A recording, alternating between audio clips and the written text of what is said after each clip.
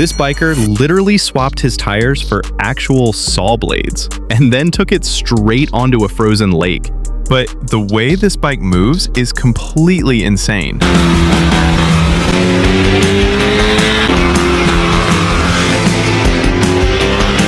He's wildin'!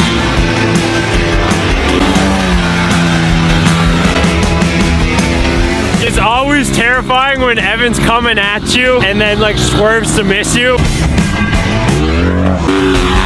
Making quad guys stupider every day.